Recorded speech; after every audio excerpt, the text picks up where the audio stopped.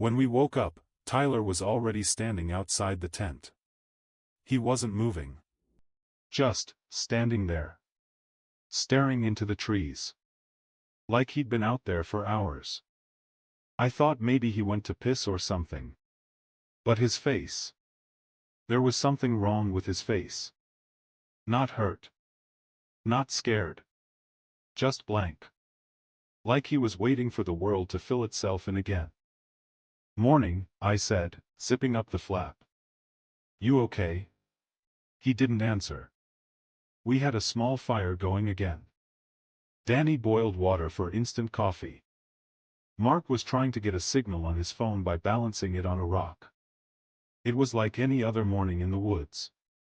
Except Tyler wouldn't sit. Wouldn't speak. After 10 minutes of silence, I finally said, "Seriously, man. What's up?" He blinked. Turned his head just slightly. And said, "Where were you?" I laughed, thinking he was joking. But he wasn't. "I woke up in the middle of the night," he said.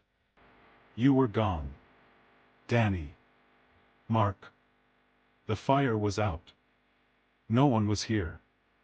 We all exchanged looks." He went on. "I thought you left. I figured maybe something happened, maybe you guys hiked out and left me by mistake.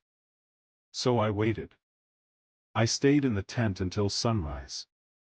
"But we were here the whole night," I said. He shook his head. "No. You weren't. The thing is, we didn't stay up super late. Maybe midnight. We roasted marshmallows. Sang dumb camp songs. Told a ghost story that got out of hand. Tyler was there for all of it. We have photos. Him holding a can of beer.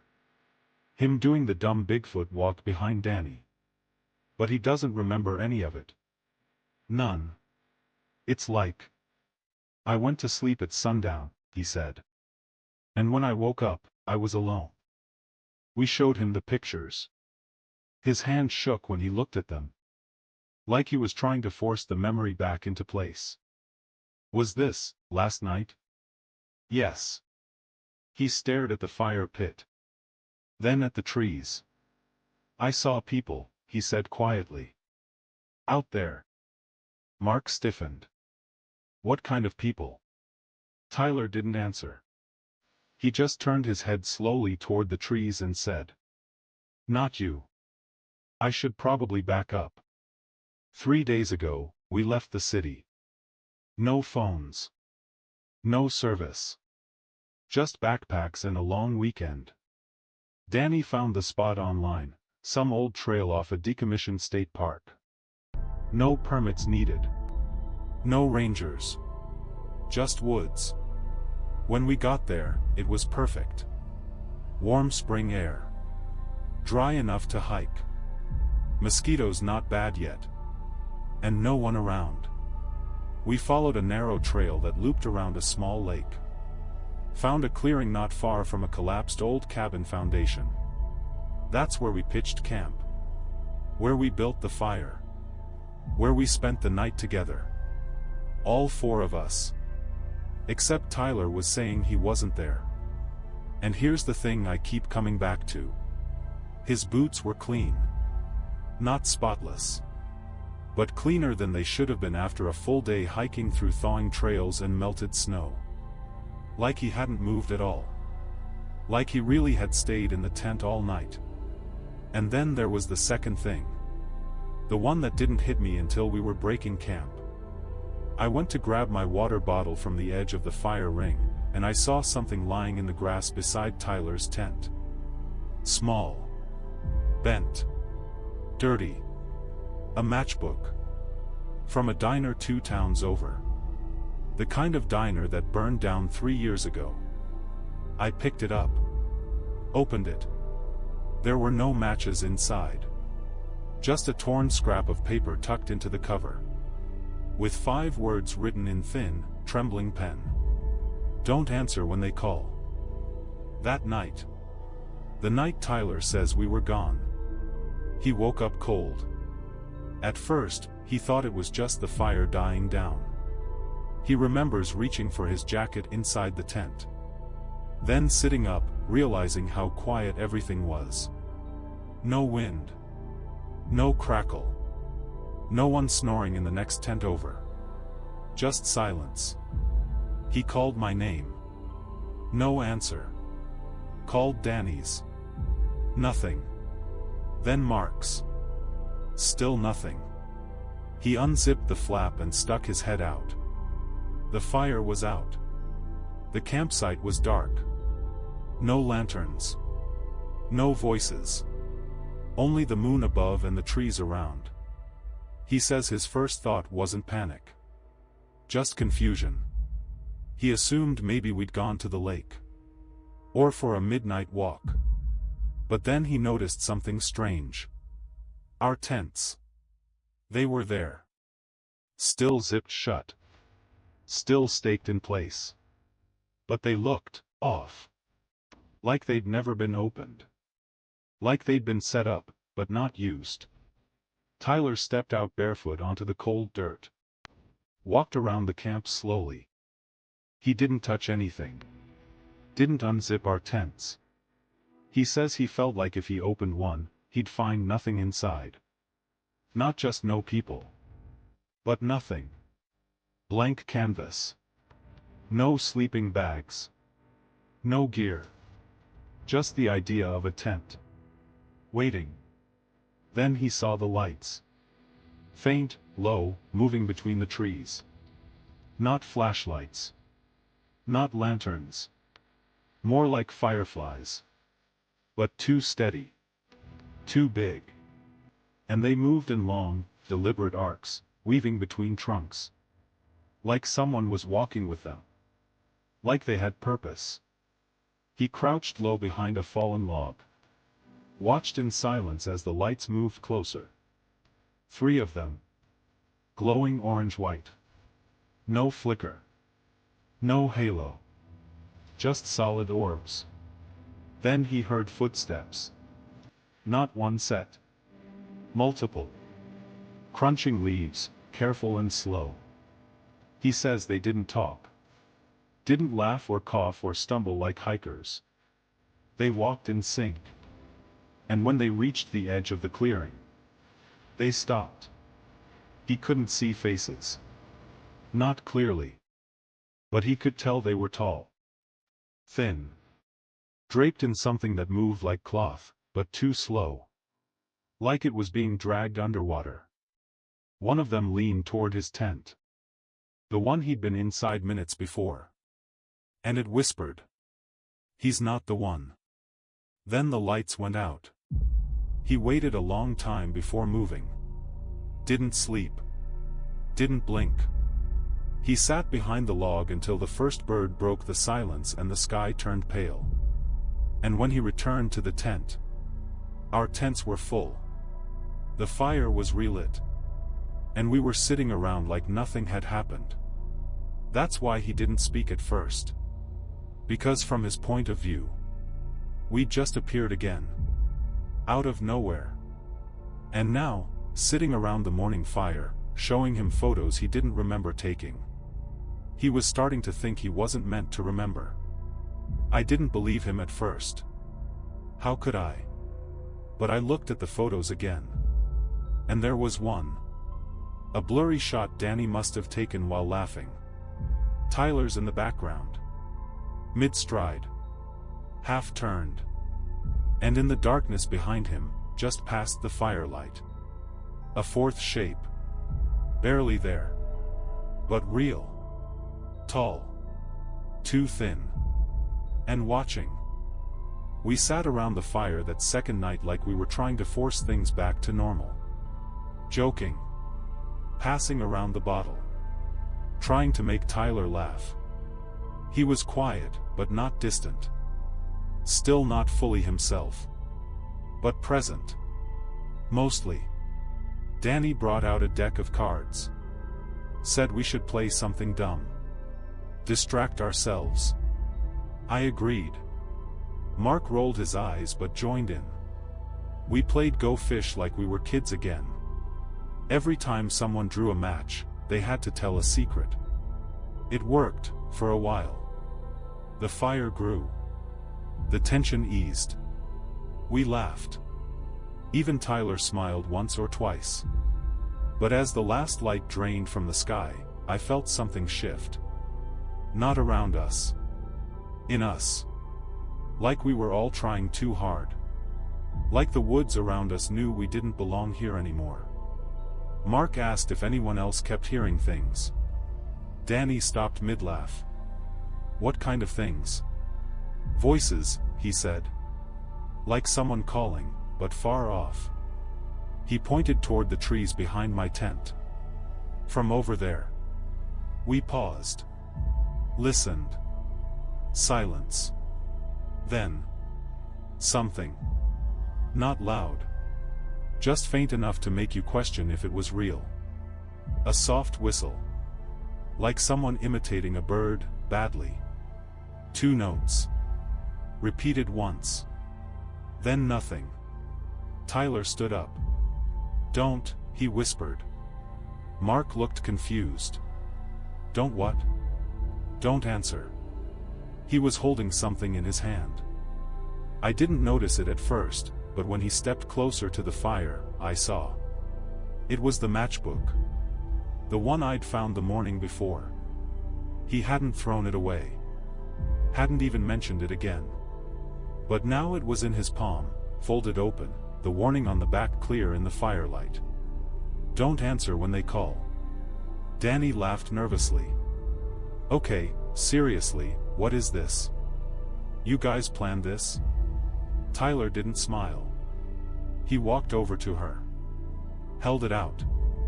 Where did you get this? He asked. She looked down.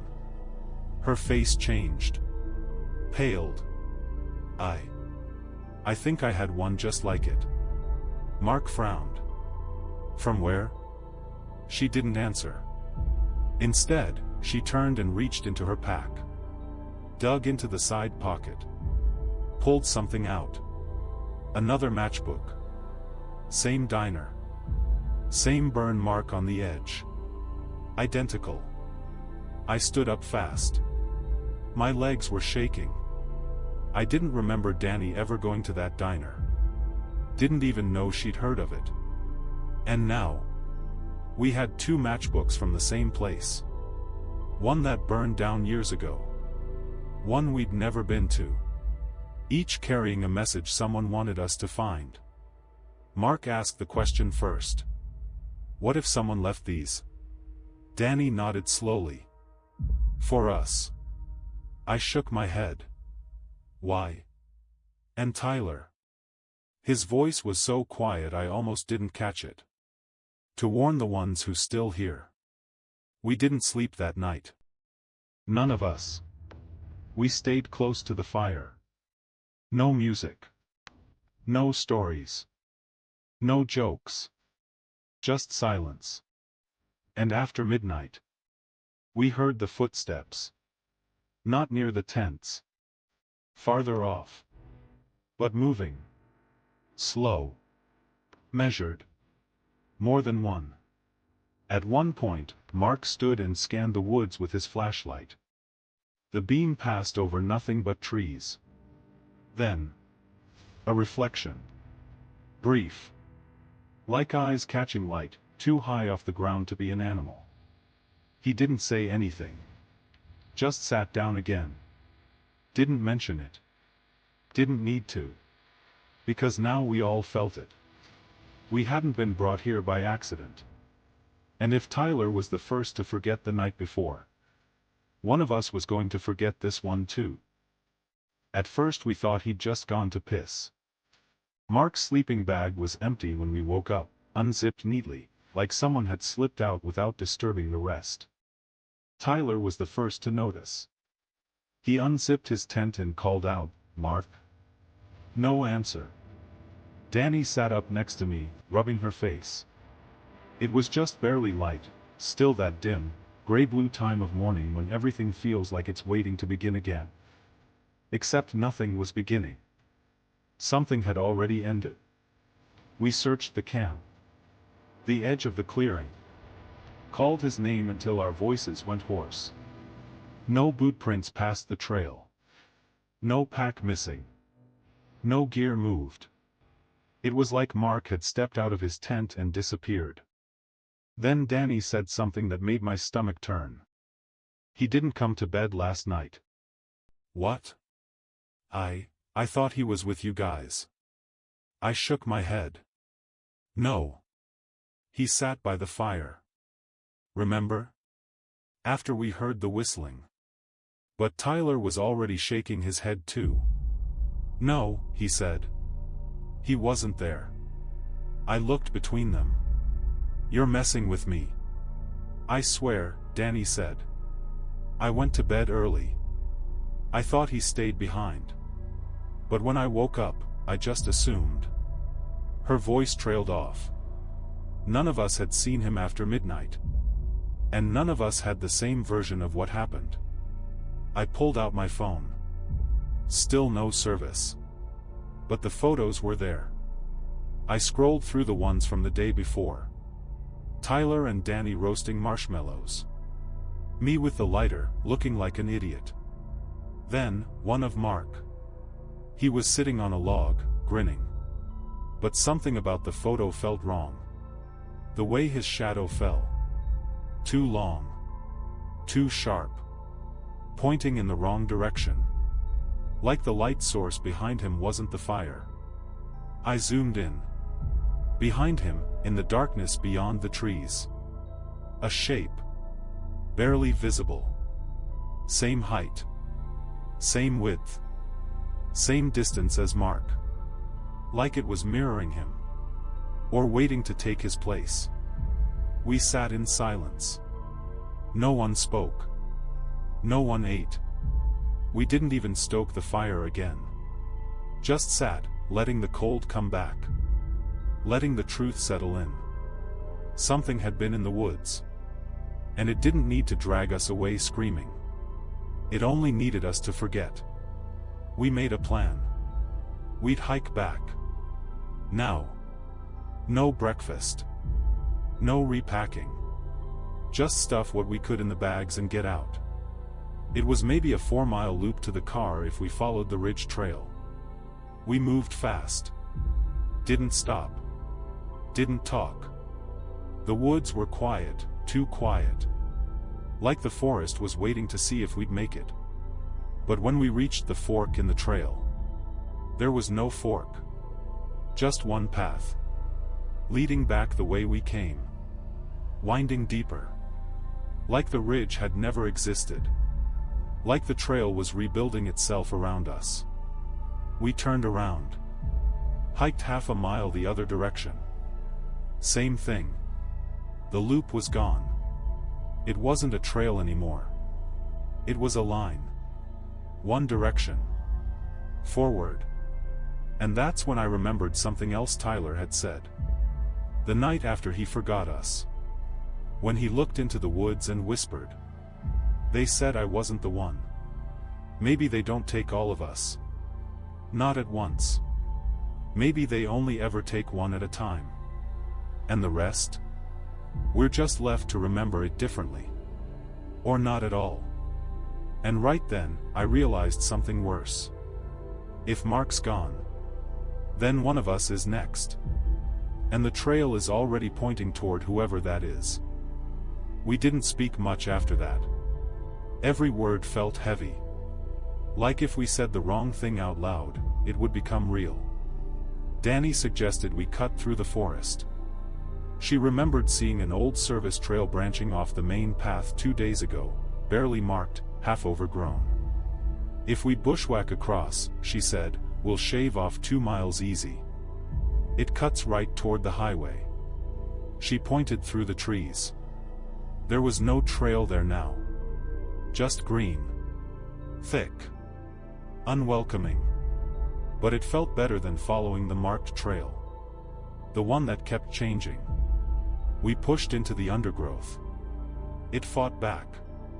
Branches scratched our arms. Roots caught our feet. The ground sloped weirdly, like it was always leaning away from where we wanted to go. Still, we pushed. For hours. At some point I stopped and looked behind us. No sign of where we came from. No path. No broken branches. Not even footprints in the soft earth. Like the forest was closing behind us. Like it was swallowing the attempt. We came out into a small clearing around noon. Bright sun. Soft breeze. It felt almost safe. We sat on a log, ate protein bars in silence, sipped the last of the warm water. I looked around. Something about the log felt familiar. Too familiar. The way it curved near the base. The scrape across the top. The pattern of moss on the stump beside it. Then it hit me. We've been here before. Tyler looked up. What? I swear to God. This exact spot. Danny shook her head. We came in a straight line. No, I said. Look. I knelt down, brushed away a patch of moss near the log. Underneath, burned into the bark. Don't answer. The matchbook warning. Carved. Not by us. But it was there. Waiting. Tyler went pale. We didn't turn around, he said. There's no way. We went forward the whole time. I stood and spun slowly in place. The trees around us. They weren't the same. They were mirroring. Repeating. The same branch breaks. The same knotholes. A copy of the forest. And then we heard it. A sound I never want to hear again. Not a voice. Not exactly. More like a rehearsal of a voice. Practicing. Trying. Stretching its mouth around syllables it didn't understand. Dayan, 3. Too long. Too slow. Like it had heard the name once and was now learning how to say it. Danny froze. The blood left her face so fast she looked drained. That wasn't Mark, she whispered. We all knew that already. We ran. Just picked a direction and ran. Didn't look back. Didn't call to each other. Just tore through branches and undergrowth until the world blurred.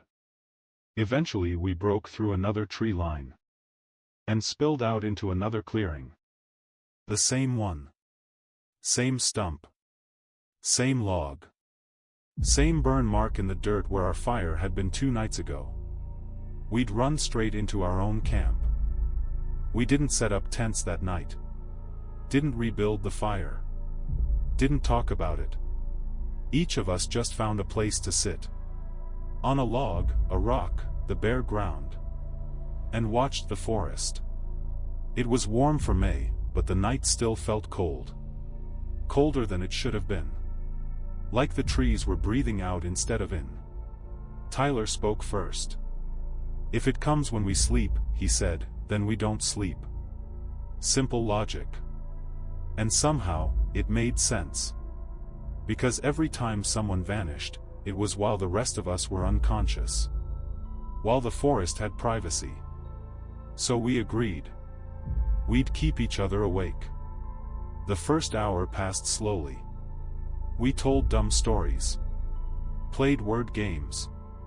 Made fun of each other. Even laughed once or twice. But the forest didn't laugh back. After the second hour, the woods began to shift again.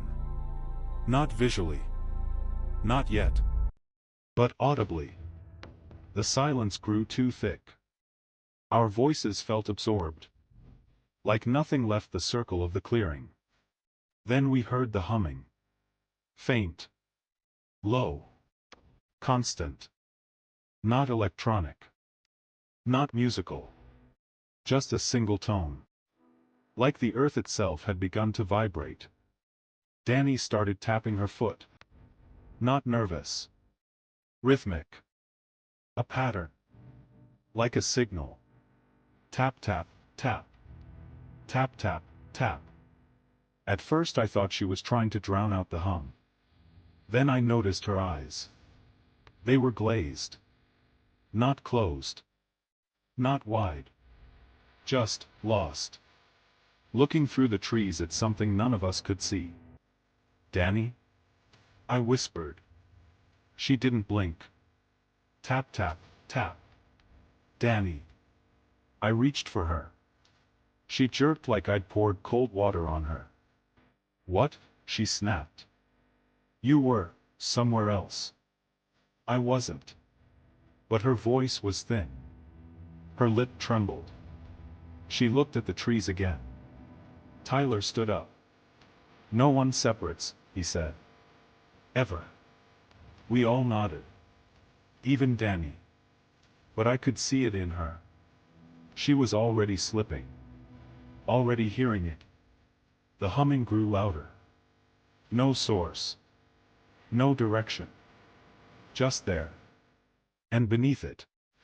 Footsteps. But not like before. In sync. No hesitation. No breathing. And with them. Whispers. Familiar ones. Voices I knew. Mine. Tyler's. Danny's. Calling out from between the trees. Laughing. Crying. Repeating the same lines we'd spoken the day before. Almost like the forest was rehearsing us. At 3:14 a.m., Danny stood up.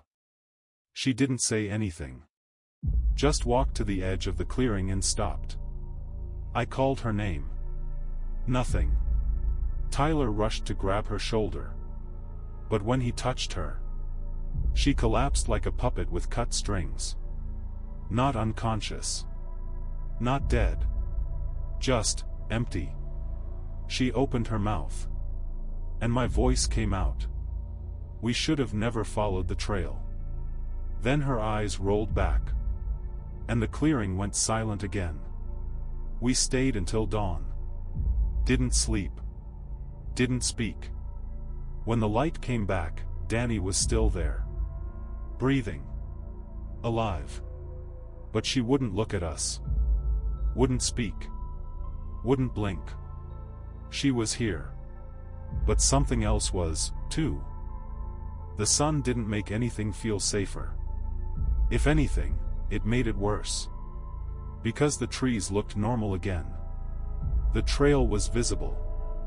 The air was clean. Birds were singing. It was as if nothing had ever happened. As if the night had been a fever dream. Except for Danny.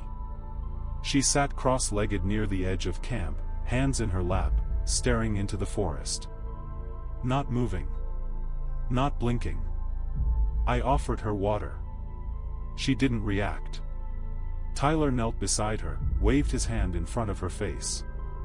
Nothing. Only when he touched her shoulder again did she speak.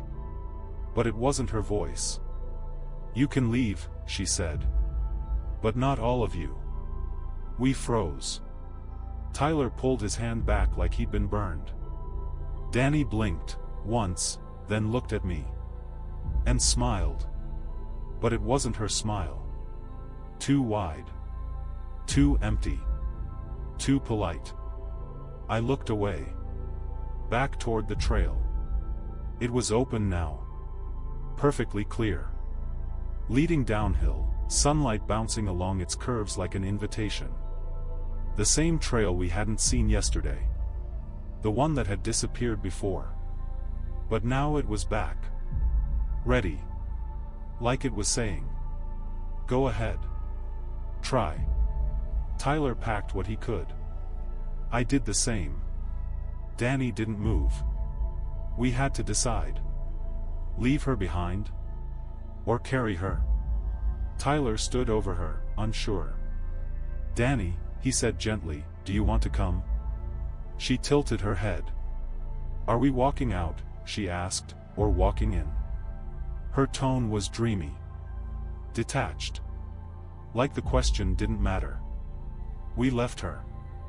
It broke something in me. But Tyler said it first. That's not her anymore. And I believed him. We hiked. Fast. Straight down the path. No talking. No stopping. For the first mile, it felt like we were making progress. Then I noticed something. A tree, marked with a deep slash. The one I'd cut on our second day, trying to find north. Then a stump with moss shaped like a crescent. Then a stone fire ring. Half buried. Cold. Empty. We had looped again. But this time, something had changed. There was a smell in the air. Not rot. Not death. Something sweet. Cloying. Like burned flowers. Or perfume. And Tyler was slowing down. I turned. He was 20 feet behind me, staring at the trees. Tyler? He didn't answer.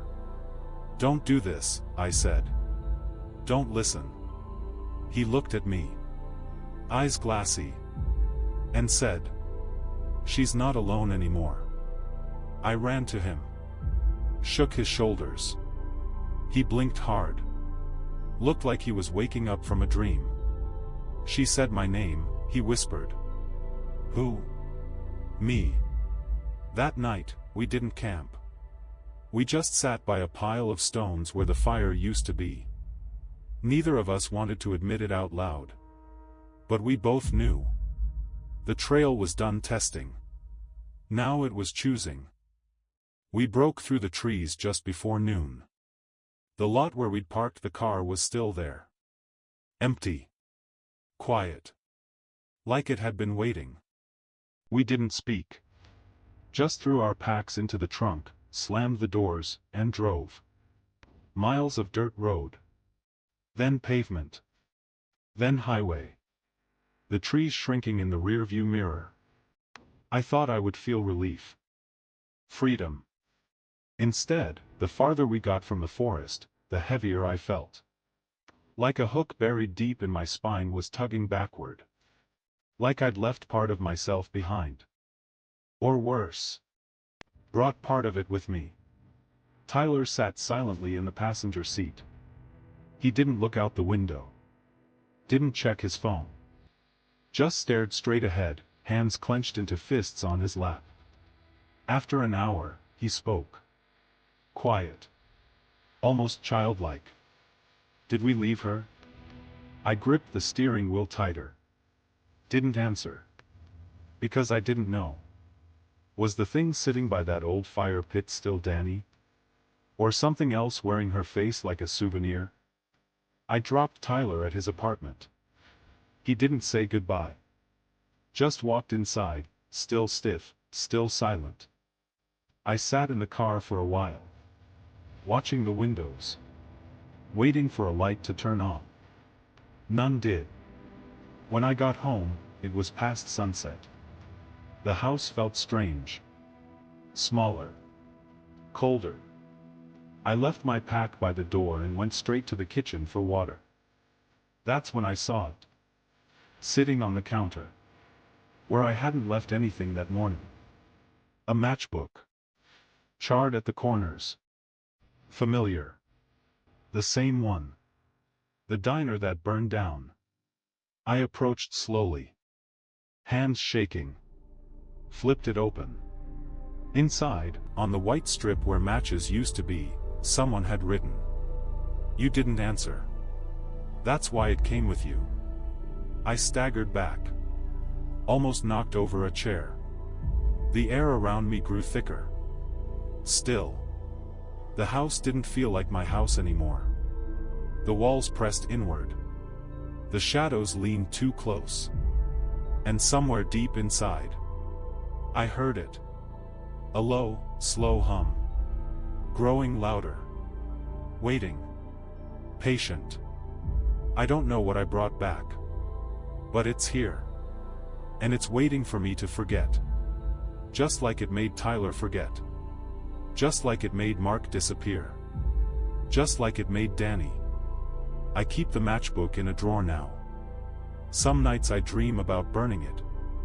Other nights, I dream about answering when they call. And the worst nights. I dream about the trail still building itself. Winding through the trees. Through the streets. Through the cracks under my door. Because if the trail needed me once, it will need me again. And next time, I don't think I'll be able to leave it behind.